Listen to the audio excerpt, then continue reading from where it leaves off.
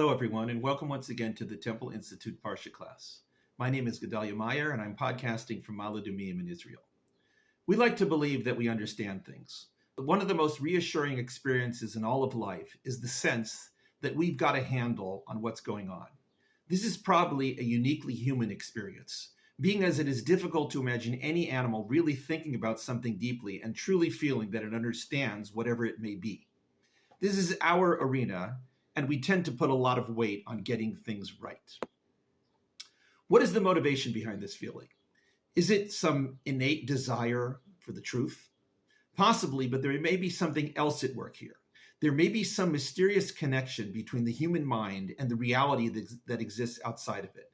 This connection may be the source for the drive of knowledge. It is very fundamental to the human experience to know things. We tend to take this drive for granted, but if we actually think about it, it is quite remarkable. Knowledge doesn't necessarily help us survive. It may not make our lives any easier, more pleasurable, or more comfortable. It may actually be a source of great struggle or pain.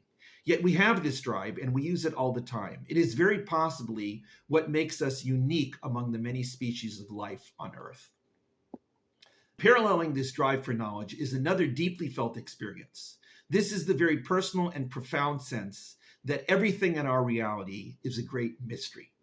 This feeling strikes us at the oddest of times. It may come upon us unexpectedly while eating or while in the shower.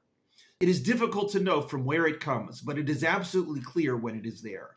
It is not a disturbing feeling, even though one might believe that a sense of profound mystery would leave us a bit uneasy. On the contrary, the sensation of mystery is one of the most mind-expanding and eye-opening experiences available to us. It tells us that there is infinitely more to reality than we can ever possibly hope to fathom. It imbibes within us a sense of the infinite and the unfathomable, the very opposite of what the drive for knowledge seeks. Yet it is also there, as virtually every human being can testify to, even if they are at loss to explain it. It is a strange thing that we have these parallel drives, the drive for knowledge and the equally powerful drive for mystery. It would seem that one would have to overwhelm the other, as they appear to be mutually incompatible. But they live together with our minds, each occupying a prominent place and each dominating our mindset at select times.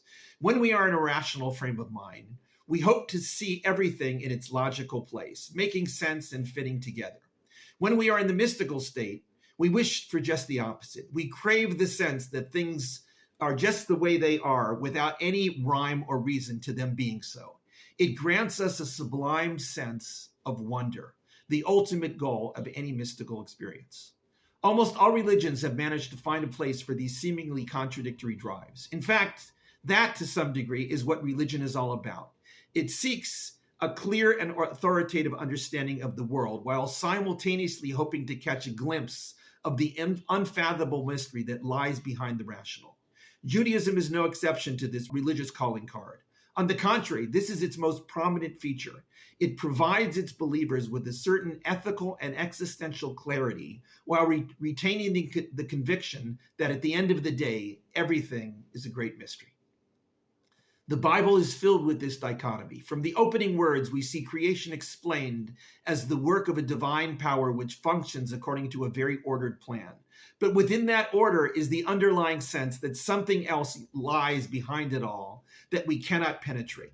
We are constantly reminded that there are two different ways that God can be perceived in the world, either as the rational force of nature or the mysterious power that intervenes in our lives and presents us with questions and possibilities that leave us perpetually wondering if we are where we should be. One manifestation is called Elohim, the rational power that is so easily identified as nothing more than what we can call nature. The other is called by a deceptively simple four-letter word, the meaning of which is so ungraspable that it cannot really be translated. Jews have a tradition that this name cannot even be pronounced, for doing so would inadvertently erase some of its great mystery. This week's Parsha is called Emor. It is a short Parsha which deals primarily with the laws concerning the Kohanim, or priests, and a rather detailed list of the various holidays throughout the year. There are a few other topics sprinkled in with these, including one of the only narrative sections in the book of Leviticus. That section deals with an incident of blasphemy, cursing God's name. Although it may be puzzling today to understand why a mere verbal outburst should be considered a capital crime, this really only reveals the great divide between the modern rejection of the mystery of God and the biblical acceptance of it. We are not going to speak at length about any of this. In fact, we are not really going to speak about the Parsha at all. Instead, we shall focus on another event in the Jewish calendar that happens to spring up this coming week. We are in a several-week stretch in which there are many celebrations or commemorations that have become part of the modern Jewish or Israeli calendar. It began with Passover about a month ago, the celebration of the beginning of the Israelite nation. Then it switched to Yom HaShoah, Holocaust Remembrance Day, to commemorate the greatest Jewish tragedy of modern times. A week later, things reached a kind of crescendo with Yom HaZikaron, Israel Memorial Day, and Yom HaAtzmaut, Israel Independence Day. Next comes the obscure and almost unnoticeable Pesach Sheni, the biblical second chance of bringing the Passover offering. This actually takes place this coming Shabbat and brings us to where we are today. On Monday evening and Tuesday of this coming week, we hit Lag BaOmer, the 33rd day of the counting of the Omer.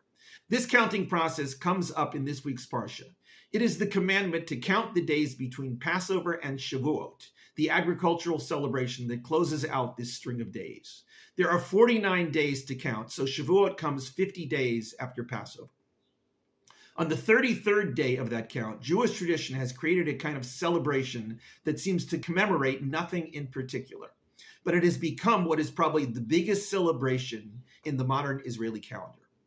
Everyone enjoys Lag BaOmer. It doesn't require any particular religious devotion to get into it. One really needn't know what one is celebrating. In fact, most people haven't the vaguest idea what they are celebrating. Some associate it with an ancient rabbinic story about a plague ceasing on this day, but most tend to focus on its more mysterious origins, which revolve around the life and death of the central figure of Jewish mysticism, Rabbi Shimon bar Yochai.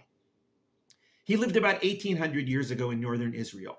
He was a very normal and very influential rabbinic figure of the time, which was the beginning of the great Jewish diaspora and the very roots of what would become rabbinic Judaism.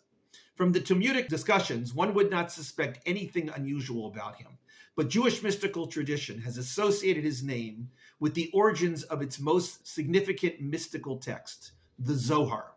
While the Zohar itself first appeared in northern Spain about 700 years ago, Jewish tradition has firmly and permanently attributed its teachings to none other than this 2nd century rabbi.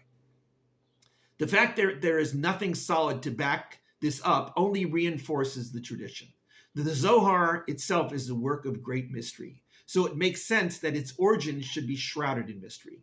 It delves into the hidden forces and powers that lie latent in the world and in the complicated layers of the mind.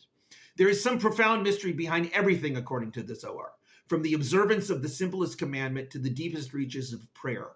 These mysteries are not really meant to be understood. That would spoil them to some degree. They are meant to be appreciated for what they are, mysteries. Lag BaOmer is the day on the Jewish calendar that has somehow come to be identified as the celebration of that mysterious aspect of Judaism. The reason given for this is that this day is traditionally associated with the Yortzeit of Rabbi Shimon bar Yochai, the anniversary of his death. While this may seem to be a cause for mourning rather than celebration, Jewish tradition has somehow reversed things and perceives his death as a kind of elevation of his soul to whatever level it deserved to reach. Thus, Lag BaOmer, the 33rd day of this count between Passover and Shavuot, is the day when Jews of all walks of life celebrate their collective and perhaps unappreciated drive to seek out the mysterious in life.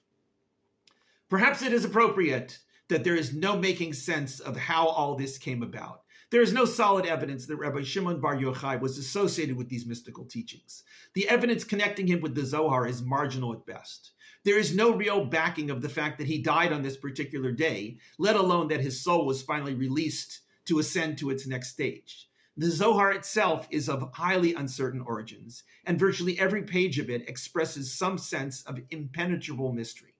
But all of this uncertainty only reinforces the traditions associated with this person, this book, and this day. They were and are meant to be mysterious. Nothing else would do to capture this entire side of our existence. We live in a world that can be explained by science and within which we crave rational explanation.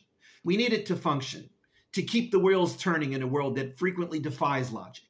Our technology is based around such rational thinking, and it works to keep us secure in believing that things happen the way they are supposed to. But underneath that thick veneer of rationality lies a profound sense of mystery. We crave this just as much, if not more, as the reassuring predictability of the computer. We need to believe that behind that veneer, there is something greater than all those bits and bytes, something that we are a part of and within which we exist. The ultimate mystery is God, whose reality lurks within all. This dichotomy between the rational and the mysterious is what we celebrate on Lag BaOmer, even if we are not really aware of it. Shabbat Shalom.